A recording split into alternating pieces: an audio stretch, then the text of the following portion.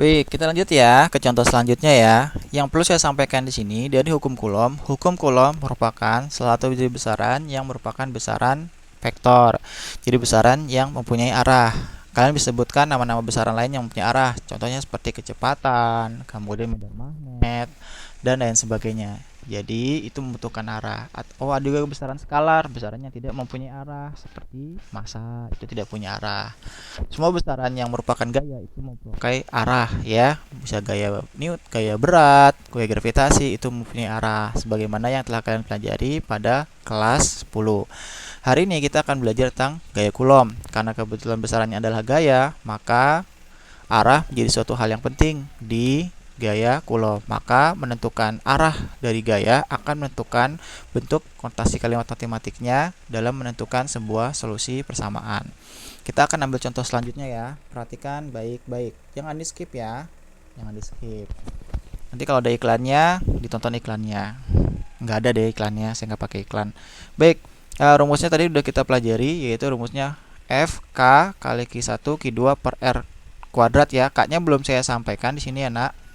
K-nya nanti saya akan, ini adalah konstanta yang nanti akan kita gunakan dalam melakukan perhitungan. Tapi sebelum jauh ke sana, kita tentukan dulu bagaimana cara menggunakan rumus. Hitungannya nanti kita akan bahas di belakang. Oke, saya udah buatkan sebuah contoh soal. Contoh soalnya adalah saya mempunyai 3 buah muatan, Q1, Q2, dan Q3 yang terpisah jarak antara R12. R12 artinya jarak antara muatan pertama dengan muatan kedua. Boleh nggak Pak namanya R21? Boleh aja, itu masalah penamaan. Kalau jarak tidak akan terlalu masalah.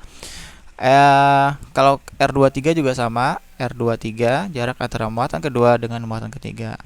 Dari kasus ini, muatan ini terjadi dalam satu buah garis lurus ya nak, garis lurus. Nah, ini ada beberapa misalnya saya akan menanyakan sebuah soal, berapa sih interaksi antara muatan, misalnya saya buatan ditanyakan berapa sih besar muatan misalnya F gaya muatan kedua, gaya pada muatan kedua. Saya ulangi ya, gaya pada muatan kedua.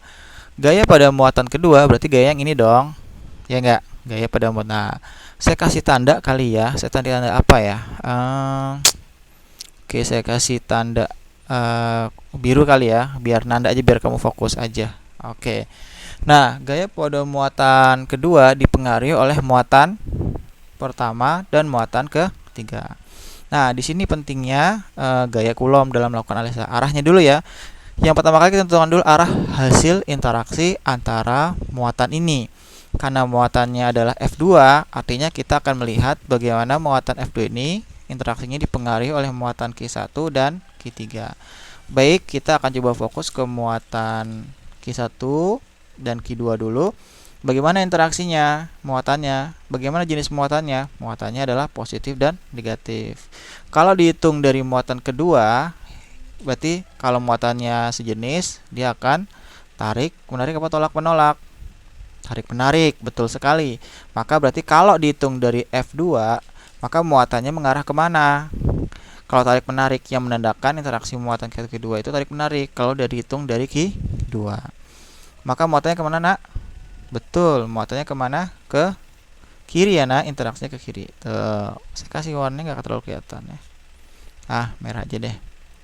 Oke, gitu ya, muatannya ke kiri karena tarik menarik. Ingat ya, muatannya yang kita bahas adalah 2 dan 1. Ke kiri maka kita kasih nama deh. Ini namanya berarti apa nih muatannya? F. Apa F? F2. Ingat ya, F2 1. Arahnya kemana? Ke kiri. Oke, selanjutnya lanjutin nih yang muatan ketiga. Nah, yang muatan ketiga ini yang kita akan bahas. Nih kita fokus ke sini ya nak. Nih muatan ini udah kita bahas, yang ini udah ya. Kita lihat interaksinya. Bagaimana muatan Q2 Q3? Sejenis atau tolak menolak? Sejenis atau berlawan jenis? Sejenis ya, artinya interaksinya adalah tolak menolak. Berarti arahnya kemana?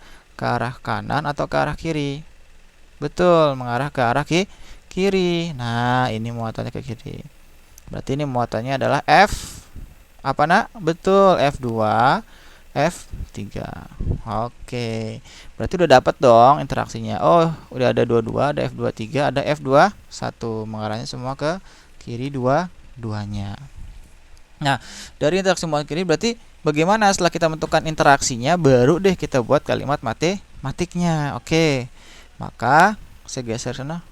Oh, masih bisa ya. Biar kelihatan di layar. Maka F2, maaf, saya ganti lagi misalnya pakai putih ya. Maka F2, dari sini kita bisa lihat kalimat matematiknya dari interaksi yang kita buat ya, Nak. Nah, F23 dan F21 itu mengarah ke mana? Mengarah ke arah kiri. Kalau gitu kita sepakati deh. Pasti kalau misalnya ke arah kiri, muatannya bergerak negatif. Kalau ke kanan, kita bergerak ke kanan. Nah, itu standar ya. Kalau mau dibalik silahkan aja, tapi interpretasinya harus sama. Untuk saat ini kamu terima dulu aja apa yang saya katakan ya. Maka interaksinya berarti F kita sepakati bahwa ketika interaksinya ke arah kiri, kita akan memberikan tanda atau tulisan itu berupa tanda negatif. Oke, berarti kita lakukan penjumlahnya ya, Nak. F21. F21 berarti ke arah kiri. Oke, berarti min F21 ya, ditambah, sebenarnya ada tambahannya ya. Oke, tambah gini. Min F23. Nah, biar gampang sebenarnya jadi plus kali min jadi kalau bergampang kayak gini saya buat mudah ya. Ini manipulasi biasa aja kok, nggak ribet ya saya. Oke. Nah, jadi rumusnya adalah negatif F21 ditambah F23. Negatif artinya nanti muatan hasil interaksi pada F2, hasil muatannya adalah akan mengarah ke arah kiri. Jadi nanti kalau misalnya kamu buat persamaan, kita dapat pastikan oh berarti gayanya mengarah ke arah kiri. Itu kayak gitu ya. Oke, sampai di situ ada pertanyaan dulu.